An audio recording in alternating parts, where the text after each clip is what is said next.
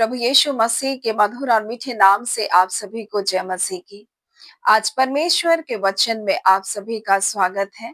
परमेश्वर पिता आज अपने वचनों के द्वारा आप सभी को बहुत आयत से आशीष को दे। पिता परमेश्वर आज अपने वचनों के द्वारा आपसे बोले और बातचीत करे। क्या है धार्मिकता का जीवन, और हम आज उसके दूसरे भाग में हैं। और परमेश्वर आज अपने वचन के द्वारा हमें कुछ बातों को बताना चाहता है। क्या है धार्मिकता का जीवन? मेरे प्रियो, हमने कल देखा इस संसार में चाहे हर एक जाति, हर एक भाषा, हर एक कुल के लोग हैं, जितना परमेश्वर से डरते हैं, उनका भय मानते हैं, उनका आदर करते हैं और वे धर्म के काम करते हैं। परमेश्वर का वचन बताता है कि परमेश्वर को ये भाता है, उनके जीवन को देख करके ये भाता है। परंतु परमेश्वर का वचन हमें कुन्नियुस के जीवन से कल को हमें इस बात को सिखाया, हर एक जो व्यक्ति जो इस प्रकार से कार्य को करता है, परमेश्वर को भाता है, लेकिन वो अब तक धार्मिकता के जीवन में प्रवेश नहीं किए हैं। वो धर्म के काम कर रहे हैं और धर्म के काम उनको धर्मी नहीं बना सकते। अगर उसको धर्मी नहीं बना सकते तो वो स्वर्ग के राज्य में प्रवेश भी नहीं कर सकते हैं। मेरे प्रियो, और कुर्नियुस एक अन्य जाति सूबेदार के बारे में हमने देखा किस प्रकार से वो और उसके पूरे घराने के लोग परमेश्वर का भय मानते थे। वो भक्त व्यक्ति था और इस प्रकार से लिखा, और यहूदियों को बहुत दान भी देता था और साथ ही वो प्रार्थना भी कर रहा था, यानी परमेश्वर की खोज भी कर रहा था। और हमने परमेश्वर के वचन से इस प्रकार से सीखा कि धन्य है वे लोग जो धार्मिकता के भूखे और प्यासे वो तृप्त किए जाएंगे। ये व्यक्ति सिर्फ धर्म के कार्य ही नहीं कर रहा था, परमेश्वर का भय ही नहीं मान रहा था, परंतु उस धार्मिकता की वो खोज में था। और परमेश्वर के धार्मिकता क्या है? परमेश्वर के साथ सही संबंध में आना। परमेश्वर की धार्मिकता क्या है? उसकी सारी आज्ञाओं को पालन करते हुए उसके साथ जुड़ना। मेरे प्रियो, लेकिन हम मनुष्य कहीं ना कहीं चूक जाते हैं। हम में से हर एक जो धर्म के कार्य के द्वारा परमेश्वर को प्रसन्न करना चाहता है या धर्मी बनना चाहता है, कहीं ना कहीं वो अपने जीवन में चूक करेगा। कहीं ना कहीं वो सब आज्ञाओं में से कुछ आज्ञाओं को अपने जीवन में तोड़ेगा। वो हर आज्ञाओं को मान नहीं सकता। इसलिए परमेश्वर ने हम पर दया दिखाई और उसने अपना इकलौता पुत्र यीशु मसीह हमारे लिए दिया, जो हमारे लिए व्यवस्था के अनुसार जन्म लिया, और वो हमारे लिए हर प्रकार के दंड को उसने क्रूस पर क्या क्या उठा लिया। हम मनुष्य जाति के सारे दंड को उसने उठाया। और इस प्रकार से रोमी में लिखा हुआ है कि उसके लहू के द्वारा हम सेंत में धर्मी ठहराए गए।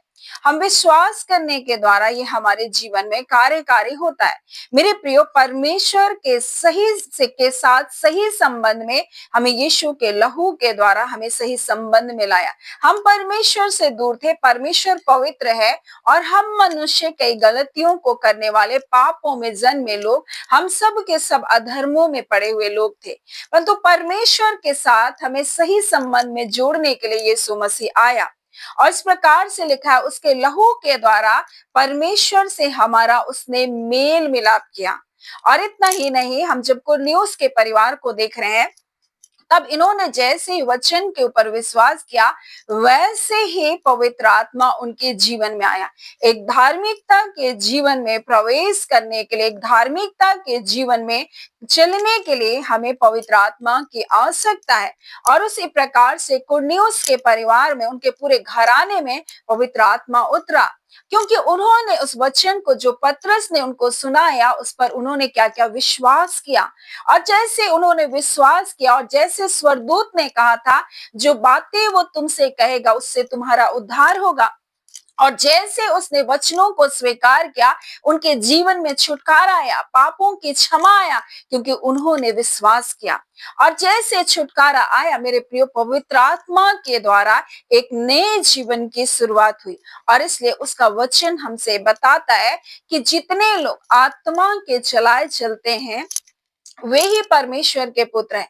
एक संबंध में बने रहने के लिए हमें पवित्र आत्मा को दिया गया और ये पवित्र आत्मा हमारी निर्बलताओं में हमारी सहायता करता है, क्योंकि हम मनुष्य कहीं ना कहीं अपने जीवन में कई त्रुटियों में, कई कमियों में, कई गलतियों में जीवन को जीते हैं। लेकिन जब भी हम पाप करते हैं या पाप की ओर हमारा आकर्षण होता है, तब पवित्र आत्मा हमको कायल करता है, या हम कुछ गलती करते हैं तब हमको एहसास दिलाता है कि ये बातें तुमसे गलत हो गई। मेरे प्रियो, हम धर्मी ठहराए गए उसके लहू के द्वारा, यीशु मसीह के लहू के द्वारा, और पवित्र आत्मा हमारी सहायता करता है धार्मिकता के जीवन में जीने के लिए मेरे प्रियो। और इसीलिए हमें परमेश्वर ने अपना आत्मा को दिया, अपने आत्मा को हमारे जीवन में उसने उंडेल दिया मेरे प्रियो। और इस प्रकार से जब आप रोमियो और उसके जब हम लोग देखेंगे उसके 8वां अध्याय, तो इस प्रकार से लिखा है, यदि मसीह तुम में है तो देह पाप के कारण मरी है, परंतु आत्मा धर्म के कारण जीवित है। यदि उसी का आत्मा जिसने यीशु को मरे हुओं में से जिलाया तुम में बसा हुआ है, तो जिसने मसीह को मरे हुओं में से जिलाया वह तुम्हारे नासवर देह को अपनी आत्मा के द्वारा जो तुम में बसा हुआ है जिलाएगा। परमेश्वर का वचन कहता है, यदि आत्मा से देह के क्रियाओं को मारोगे, तो लिखा है इस प्रकार से, तो जीवित रहोगे। यानी ये आत्मा जो है ये देह के क्रियाओं को नष्ट करने के लिए हमारी सहायता करता है। इसलिए परमेश्वर का वचन कहता है, जितने लोग परमेश्वर के आत्मा के चलाए चलते हैं वे ही परमेश्वर के पुत्र हैं। और यही तो है धार्मिकता का जीवन। यीशु मसीह में विश्वास करने के द्वारा हम धार्मिकता के जीवन में प्रवेश किए हैं, और इसे धार्मिकता के जीवन में चलने के लिए पवित्र आत्मा हमारी सहायता करता है, हमारी दुर्बलताओं में हमारी मदद करता है, हमें पापों के विषय में हमको कायल करता है और एक पवित्र जीवन को जीने के लिए हमें सहायता करता है। नहीं तो मेरे प्रियो, हम अपने धर्म के कामों के द्वारा धर्मी नहीं ठहर सकते। कोई भी सूरत में वो धर्म के काम हमको धर्मी नहीं बना सकते थे, क्योंकि हम मनुष्य हैं। हम इच्छा तो रखते हैं कि परमेश्वर की मर्जी के अनुसार चलें, हम इच्छा तो रखते हैं एक अच्छा जीवन को जिए, लेकिन हम हर जगह उसमें फेल हो जाते हैं, हम हर जगह उसमें नाकामयाब हो जाते हैं, हम कहीं ना कहीं गलतियों को करते हैं और हम चूक जाते हैं। और मेरे प्रियो, इसीलिए परमेश्वर ने अपने बेटे यीशु मसीह के द्वारा हम पर अनुग्रह किया, और उस पर विश्वास करने के द्वारा हम धर्मी ठहराए गए। ये हमारे कर्मों के अनुसार अब नहीं है, परंतु ये मसीह की धार्मिकता हमें परमेश्वर के निकटता में लेकर जाती है। हमारी योग्यता नहीं है कि हम परमेश्वर के पास जा सकते थे, परंतु ये परमेश्वर का अनुग्रह है जो हमें यीशु मसीह के द्वारा पिता के पास हमको पहुंचाता है। और इसी जीवन को देने के लिए यीशु मसीह हमारे लिए आया, और यही तो वो धार्मिकता का जीवन है जिसमें जीने के लिए पवित्र आत्मा हमारी सहायता करता है मेरे प्रिय। और इस धार्मिकता के जीवन में हमारे जीवन के लिए क्या लाभ है, हम इस बात को भी आज परमेश्वर के वचन से देखेंगे। मेरे प्रियो, ये धार्मिकता हमें परमेश्वर के प्रेम में बनाए रखता है, क्योंकि हमारा परमेश्वर पवित्र है और वो अपवित्रताई को पसंद नहीं करता, पाप को पसंद नहीं करता। परमेश्वर पाप से घृणा करता है। वो परमेश्वर पाप को देख भी नहीं सकता, वो परमेश्वर। और इसलिए मनुष्य जब पाप करता है और ढिठाई में जब दुष्टता में पड़े रहता है, परमेश्वर उससे मुख फेर लेता है। परमेश्वर ऐसे लोगों की दुहाई को भी सुनना बंद कर देता है मेरे प्रियो। लेकिन जितने यीशु मसीह से के पास आते हैं मेरे प्रियो, वो परमेश्वर का वचन कहता है उनका वो पूरा पूरा उद्धार करने के लिए वो सामर्थी परमेश्वर है। और उसी के लहू के द्वारा हम सेंत मेंत धर्मी ठहराए गए हैं। और इतना ही नहीं, हम परमेश्वर के उस प्रेम को पाने के लिए, परमेश्वर की उन भलाई को पाने के लिए हम योग्य बनाए गए हैं।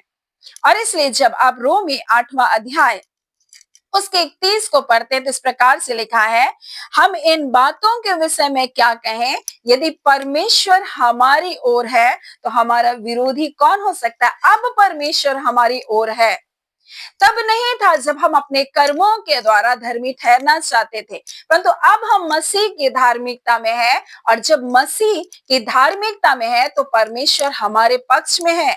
परमेश्वर हमारे पक्ष में हमारी लड़ाइयों को लड़ता है। परमेश्वर हमारे विरोध को वो क्या करता है, नष्ट करता है। परमेश्वर का कौन विरोध कर सकता है? जब परमेश्वर हमारी ओर है तो क्या कोई परमेश्वर का विरोध कर सकता है? अब मसीह यीशु के द्वारा परमेश्वर हमारे पक्ष में है मेरे प्रियो। उसके अनुग्रह के द्वारा हम जब धर्मी बनाए गए हैं, अब परमेश्वर हमारी ओर से उन लड़ाइयों को लड़ता है। चाहे वो विरोध करने के लिए बीमारी आए, चाहे वो विरोध करने के लिए दुष्ट आत्माएं आए, चाहे वो विरोध करने के लिए नाना प्रकार की समस्याएं आए, लेकिन वो हमारा विरोध नहीं कर सकती हैं, क्योंकि परमेश्वर के वचन में लिखा है। और इन सब बातों के विषय में क्या कहें कि यदि परमेश्वर हमारी ओर है तो हमारा विरोधी कौन हो सकता है? आपका विरोधी कोई भी नहीं हो सकता। आपके विरोध में कोई बातें खड़ी नहीं हो सकती है। आपके विरोध में कोई बातें हो ही नहीं सकती, क्योंकि परमेश्वर अब आपके पक्ष में है। मेरे प्रियो, मसीह यीशु में जब हम धर्मी ठहराए गए मेरे प्रियो, अब परमेश्वर हमारे पक्ष में है और हमारे विरोध में कोई भी बातें नहीं हो सकती है। और दूसरी बात, परमेश्वर का वचन कहता है, जिस परमेश्वर ने हमारे लिए अपना निज पुत्र को रखना छोड़ा, परंतु उसके साथ वो सब कुछ बोलता है क्यों ना देगा। मेरे प्रियो, जिस परमेश्वर ने अपना निज पुत्र को भी अपने पास रखना छोड़ा, परंतु उसने हम सब के लिए उसने अपने इकलौते पुत्र को दे दिया, तो उसके साथ, उसके बेटे के साथ वो सब कुछ क्यों कर नहीं देगा? क्यों कर नहीं देगा? क्या इस संसार की आशीषों को परमेश्वर नहीं देगा? जब उसने अपना एकलौता पुत्र हमें दे दिया, तो उसके साथ क्या ये भलाई, ये आशीष हमारे जीवन में नहीं आएगी? निश्चय आएगी, क्योंकि अब हमारे जीवन में कोई विरोध नहीं कर सकता, कोई हमारे जीवन में रुकावटें नहीं। और इसलिए परमेश्वर ने अपने बेटे यीशु मसीह में हमें सब प्रकार के आशीषों को दिया है। हर प्रकार की भलाइयां आज हमारे जीवन का भाग है। इसलिए जब रोमी 8वां अध्याय और उसके 37 को जब पढ़ेंगे तो इस प्रकार से लिखा है, क्योंकि इन सब बातों में हम उसके द्वारा यानी यीशु मसीह के द्वारा जिसने हमसे प्रेम किया, हम जयवंत से भी बढ़कर हैं। मेरे प्रियो, परमेश्वर का वचन कहता है हम जयवंत से भी बढ़कर है। और यही वो धार्मिकता का जीवन है जिसे देने के लिए यीशु मसीह हमारे लिए आया। यही वो धार्मिकता का जीवन है जो आनंद और शांति के साथ जोड़ा जाता है। ये शांति का जीवन है, ये आनंद का जीवन है। धार्मिकता का जीवन आनंद और शांति का जीवन है।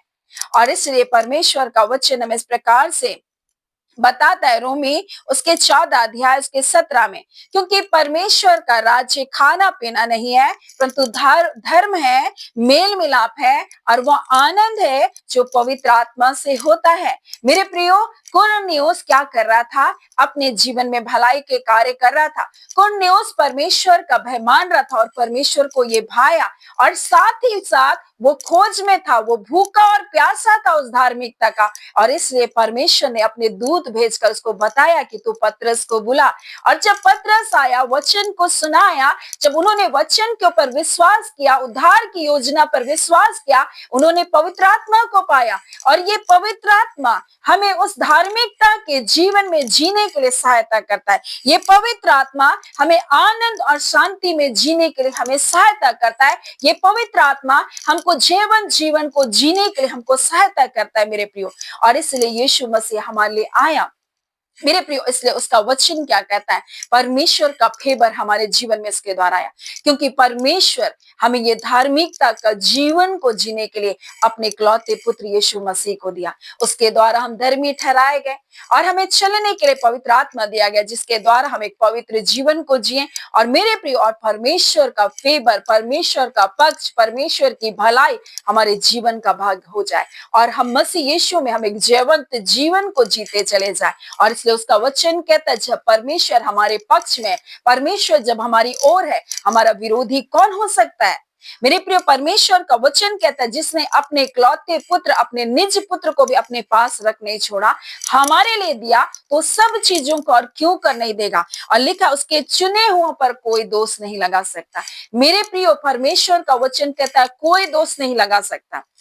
शत्रु दोष नहीं लगा सकता। कभी कभी आपका अंत मन आपको दोषी ठहराते रहेगा, आपके पुराने पुराने बातों को, पुरानी गलतियों को आपको स्मरण कराएगा। आप बोलेंगे प्रभु हमने क्षमा मांग लिया, फिर ये बातें क्यों कर हो रही है। मेरे प्रियो, शैतान दोष लगाने वाला है, वो झूठा है और वो आपको उन झूठ में, उन दोष में क्या करता है, फंसा कर रखता है ताकि आप दंड के अधीन हो जाए। मेरे प्रियो, अब कोई दंड नहीं है आपके जीवन में। जब आपने यीशु मसीह के ऊपर विश्वास किया, अब कोई दंड की आज्ञा आपके जीवन में नहीं ला सकता, कोई श्राप आपके पीढ़ी में नहीं चल सकता। जब आपने यीशु मसीह को अपने जीवन में स्वीकार किया, मेरे प्रियो, कोई दंड आपके जीवन में नहीं आ सकता है। शत्रु दोष की भावनाओं में फंसाकर आपको दंड के अधीन में रखता है और आपको दोषी करार करते करते आपके आशीषों को छीनना चाहता है। लेकिन मेरे प्रियो, परमेश्वर का वचन हमें बताता है कि परमेश्वर के चुने हुए पर कौन दोष लगाएगा। परमेश्वर ही है जो धर्मी ठहराने वाला, फिर कौन दंड की आज्ञा देगा। मेरे प्रियो, कोई दंड की आज्ञा आपके जीवन में नहीं है। भजन संहिता में जब हम इस वचन को पढ़ते हैं, भजन संहिता उसके 34 में इस प्रकार से परमेश्वर का वचन कहता है, यहोवा अपने दासों के प्राण को मोल लेकर बचा लेता है और जितने उसके शरणागत है उनमें से कोई भी दोषी नहीं ठहरेगा। मेरे प्रियो, हम आज परमेश्वर के शरणागत हैं, मसीह यीशु में हमारा जीवन है। अब कोई हमारे जीवन में हमको कोई दोषी नहीं ठहरा सकता, कोई दंड की आज्ञा नहीं। परमेश्वर हमारे प्राणों को क्या किया, मोल लिया, और इसलिए उसका वचन कहता है तुम दाम देकर मोल लिए गए हो। मेरे प्रियो, तुम अपने नहीं हो, अब परमेश्वर के हो, और परमेश्वर अपने दासों के प्राण को मोल लेकर बचा लेता है और जितने उसके शरणागत हैं उनमें से कोई दोषी नहीं ठहरेगा। मेरे प्रियो, धर्मी के जो बैरी है वो दोषी ठहरेंगे। आप धर्मी हैं और आपसे बैर रखने वाले दोषी ठहरेंगे। परमेश्वर का वचन कहता है धर्मियों पर बहुत सारी विपत्ति आती तो है, परंतु परमेश्वर उनको उन सब से बचाता है। ये विपत्ति आपके जीवन का भाग नहीं हो सकता।